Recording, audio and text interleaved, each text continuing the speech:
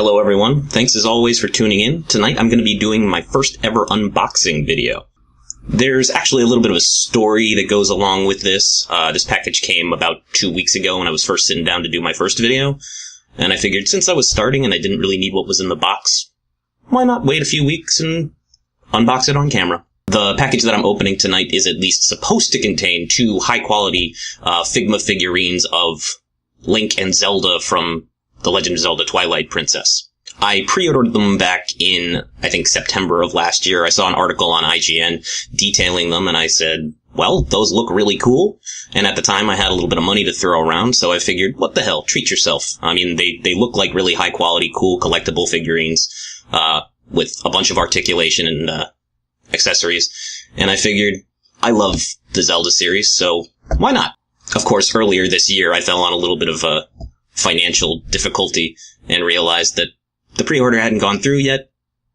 I really don't need these, so I tried to cancel, but I was ordering from a Japanese company, Good Smile Online Shop, and there was no way to cancel my order on the website, so I wrote them, asking them to cancel it for me, and never heard back. So I figured, if they get it and it doesn't go through, that's fine. If they don't get it and it does go through, I guess the universe just wanted me to have them. So, let's get down to it, shall we?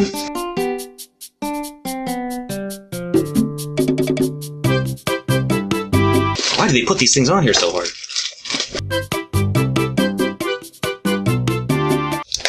Trusty straight razor.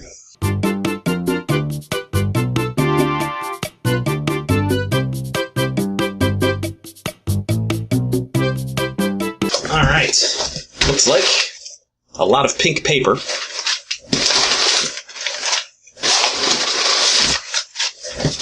Got the invoice, that's nice.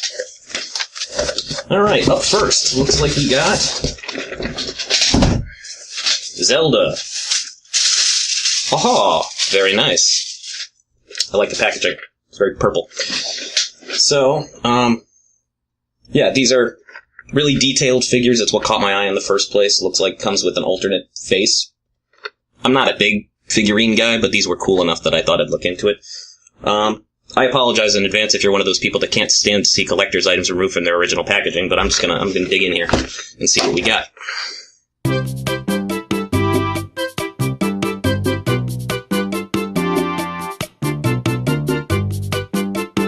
Alright, let's get a look here.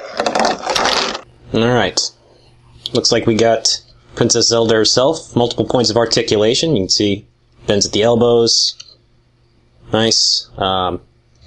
Neck, obviously. Hair, I guess, can be adjusted for wind effects, something like that. Obviously the dress isn't real fabric, so it doesn't flow exactly right, and it seems naughty, but yeah. It looks like the legs are articulated as well. Sorry if you can't really see that very well, but yeah, well, I mean, with the dress the way that it is, it almost seems pointless. I mean, she can stand on her own. So, up next we have her trademark. Well, I'm not really sure you could call it a rapier. The hilt's not exactly right, but you know, it's a sword, a light sword, that she's frequently depicted with in art from that game. Looks like we got the bow of light. How does she hold this thing? Is it one? Oh, okay. Yeah, I guess it just comes apart. I'm not seeing any arrows. That's a little bit unusual. But we got an extra face. Not sure what, if anything, is different about it. I mean, I don't really see a difference. Do you? Okay. And looks like we got some extra hands for multiple poses. Very highly detailed. Interesting. Excellent. And, of course, the stand, which is, you know, I guess goes without saying. I guess this is supposed to insert into that hole on her back. Can't really see it very well. There we go. And it looks like we also got a little clip that goes around her waist, maybe. Let's see. Yeah, that actually looks like it probably works better than the peg itself, so. Alright. That's Princess Zelda. Up next, of course, we have the pièce de résistance, and the one that I was really excited about. The deluxe version of Twilight Princess Link. As you can see, the package is much bigger. He comes with a lot more accessories. I'm pretty excited about it. So let's duck in, shall we? Get a good look at that.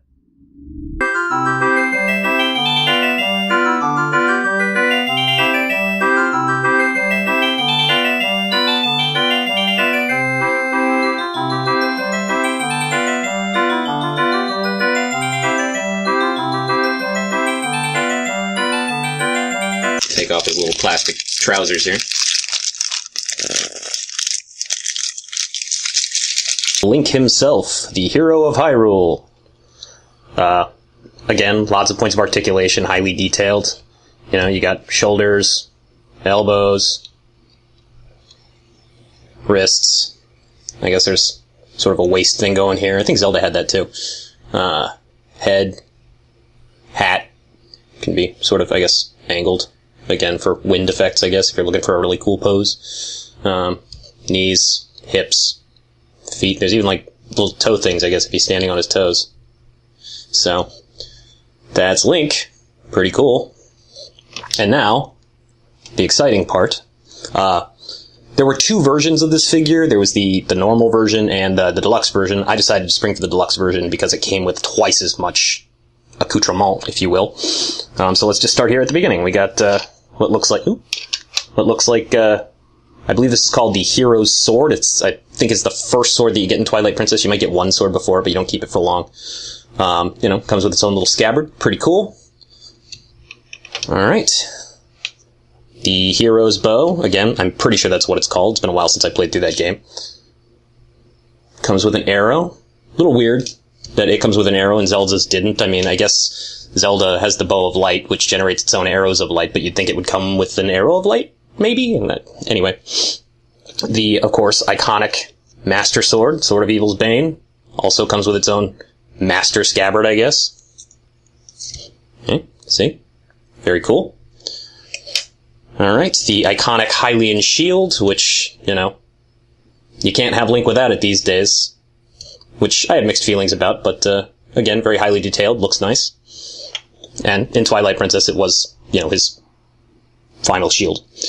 We got the Ball and Chain, which appears only in Twilight Princess. It's unique to that game.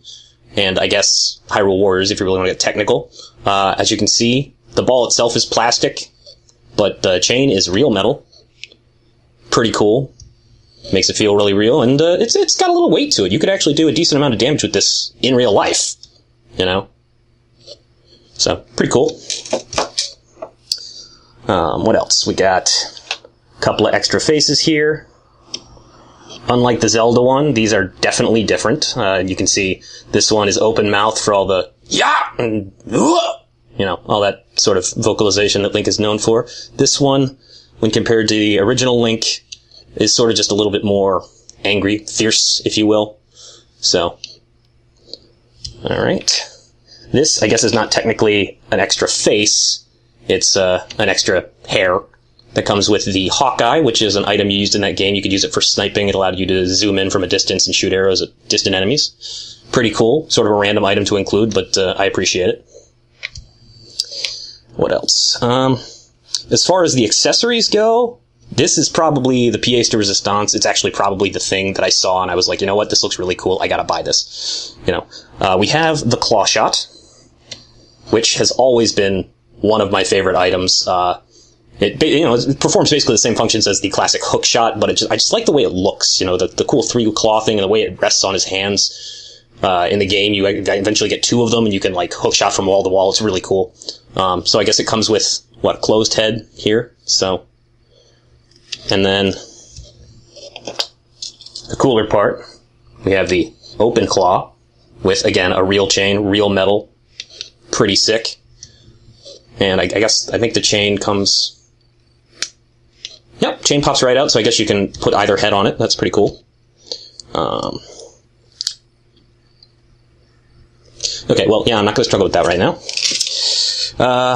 As far as other things, we've got, again, extra hands for varying poses, holding different things. I guess this is bow and arrow, and then sword and shield, and those are just open hands for open-handed poses, I And interestingly, this one comes with 2 stands.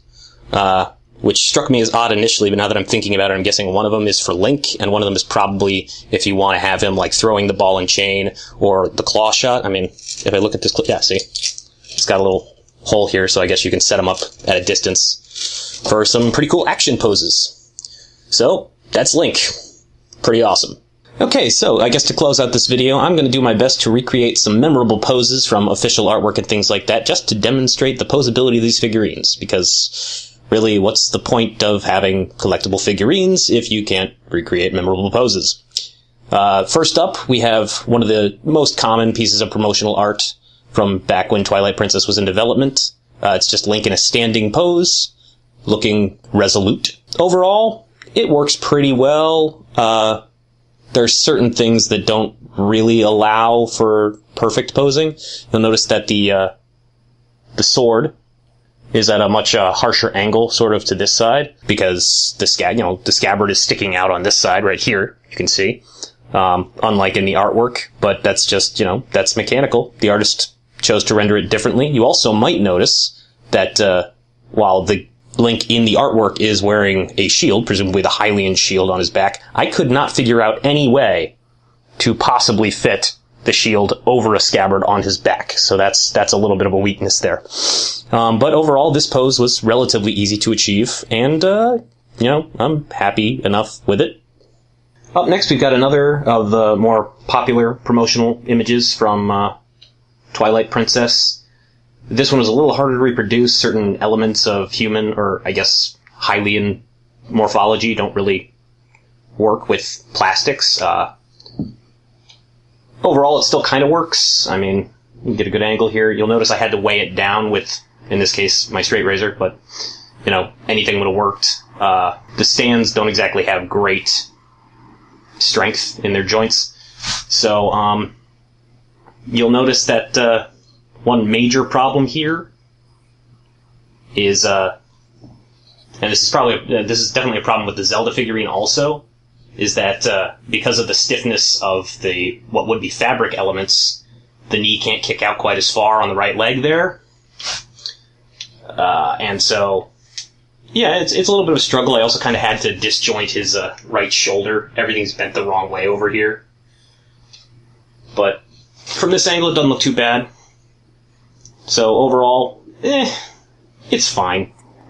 Zelda, in one of her really her only iconic pose from the promotional art from Twilight Princess that didn't involve a large black robe.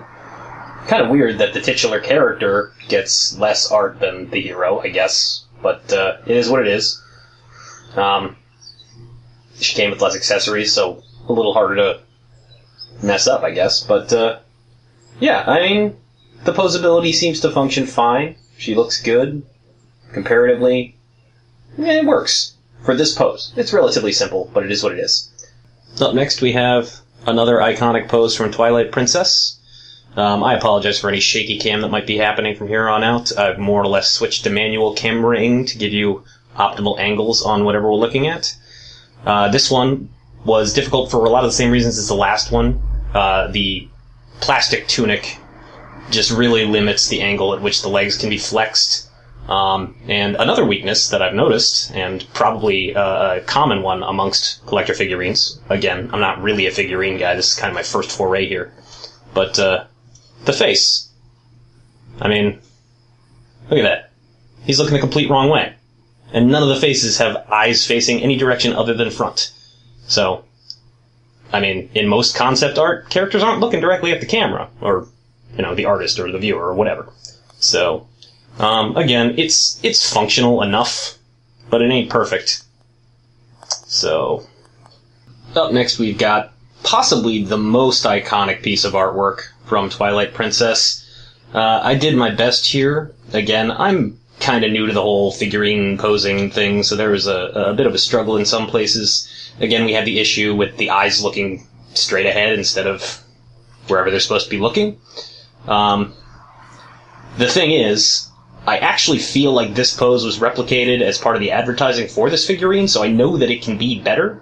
But again, I'm new here, so I don't know. I did my best. Here we have another iconic pose. After Twilight Princess, Nintendo kind of decided that that was the look for Link going forward.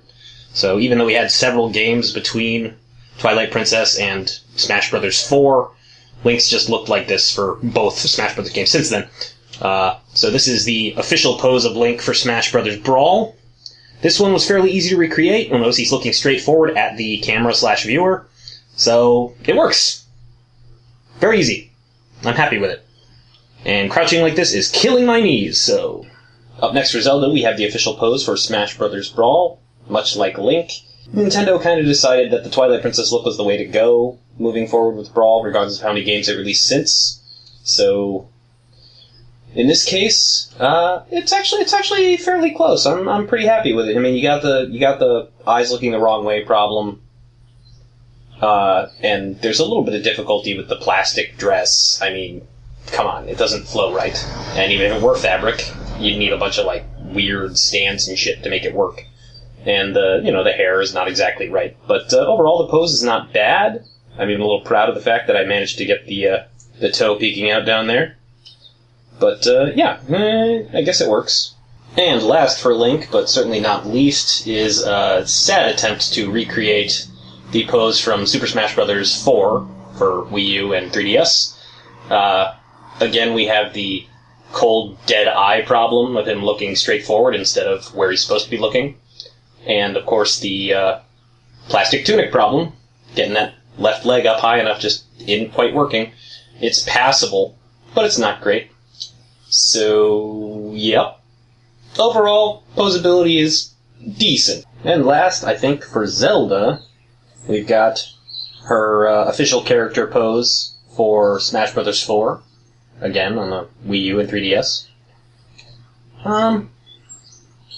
Overall, it kind of works. It's pretty close. Again, I'm not an expert at this, so this is just amateur hour here. But considering my lack of skill in this area, I was able to get pretty close, even with the weird plastic skirt thing going on. You'll notice I got the feet kind of going the right way. Her gaze is still not in the direction that it should be, but considering the other face that came with her seems to be completely identical, and I really don't know why it exists, it's pretty close. So that's about it. I hope you enjoyed watching me fumble with packaging for 20 minutes. Is anyone else out there a big Zelda fan? Did anyone else out there order these figurines? What do you think of them? What do you think of them if you didn't order them? Go ahead and let me know in the comments. If you like this video, don't forget to like and subscribe, and I guess I'll see you next time.